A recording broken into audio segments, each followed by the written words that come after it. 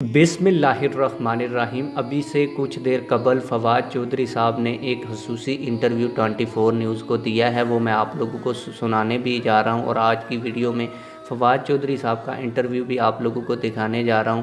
और आप लोग जब वो इंटरव्यू सुनेंगे तो आप लोगों को वाज़ेह हुकूमत का मौक़िफ़ नज़र आ जाएगा कि आज तरीक़े अदम एतमाद में वोटिंग नहीं होनी।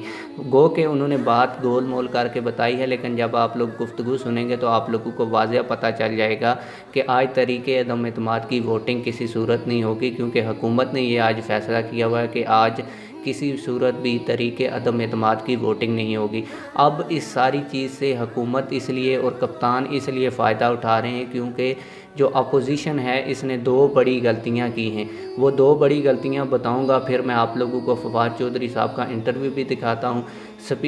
सबसे पहली जो अपोजिशन ने गलती ये की कि उन्होंने जो वज़ीर आज़म के ख़िलाफ़ तरीक़े अदम एतमाद जमा करवाई वो पहले करवा दी है। इससे पहले अपोजिशन को चाहिए ये था कि वो स्पीकर के ख़िलाफ़ अदम एतमाद की तहरीक जमा करवाते, पहले स्पीकर असम्बली को चेंज करते और अपोजिशन का स्पीकर असम्बली लेके आते।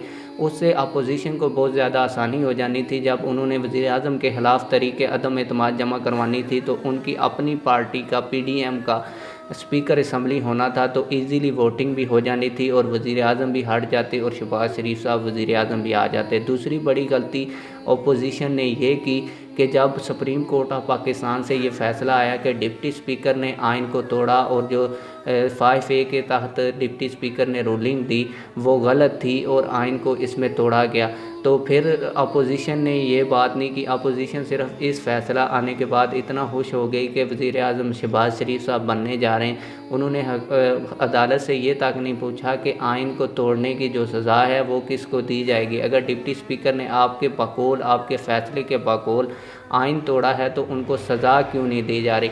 और अपोजिशन की जानिब से कोई और रिट पटिशन भी फ़ाइल नहीं की गई कि जो डिप्टी स्पीकर ने आइन तोड़ा जिसकी सज़ा सरेआम फांसी है वो डिप्टी स्पीकर साहब को कब मिलेगी। तो इस वजह से ये दोनों बड़ी गलतियां थी जिनकी वजह से PTI को इस वक्त बड़ी कामयाबियां हासिल हो रही हैं। और PTI जो डिलेइंग टैक्टिक्स अपोजिशन के साथ खेलना चाह रही है वो खेलने में कामयाब हो रही है। और इसमें एक और बड़ी टैक्टिक्स जो हुकूमत ने ये खेली है, क्योंकि सुप्रीम कोर्ट ऑफ पाकिस्तान ने डिप्टी स्पीकर को ये जो आज इजलास हो रहा है इसका चेयर करने का कहा था और ये कहा था अपने फ़ैसले के अंदर जो डिप्टी स्पीकर साहब हैं वो आज के दिन वोटिंग करवाने के अहल हैं। और हुकूमत की जानिब से जब सुप्रीम कोर्ट का नोटिस हुकूमत को आएगा तो हुकूमत वहाँ पे ये मौक़िफ़ भी अपनाएगी, क्योंकि जो आपने आर्डर जारी किया था वो डिप्टी स्पीकर को आर्डर जारी किया था इजलास करवाने का, वोटिंग करवाने का। तो आज का जो इजलास हुआ है उसको चेयर ही नहीं किया डिप्टी स्पीकर ने, बल्कि स्पीकर असद कैसर ने इस सारे इजलास को चेयर किया है। तो वो आपके आर्डर के पाबंद नहीं थे। ये टैक्टिक्स भी खेली जाएगी। अब चीज़ें और भी बहुत सी हैं जो आप लोगों को बतानी है, लेकिन वो टाइम ज़्यादा वेस्ट आप लोगों का हो जाएगा, वो अगले किसी व्लॉग में बताऊंगा। और आप लोगों को जो मैंने फवाद चौधरी साहब का इंटरव्यू दिखाना है, आइए आप वो इंटरव्यू देखते हैं। और सर वोटिंग के हवाले से फिर वही बात, क्या उसमें आप क्या समझते हैं आज होगा? देखिए मेरी ज़ाती राय में तो आर्टिकल 95 में बड़ी वाज़ेह टाइम लिमिट दी गई है और वो टाइम लिमिट ख़त्म हो गई है। मेरे ख्याल में तो वोटिंग अनकॉन्स्टिट्यूशनल होगी, बस स्पीकर ने फैसला कर लिया। लेकिन आप समझते हैं कि अगर ये आगे भी चल सकता है, बहस जो है कई दिन तक भी जा सकती है, ये भी चीज़ है, इसमें ऑप्शन है? कुछ देर में पता चलता है।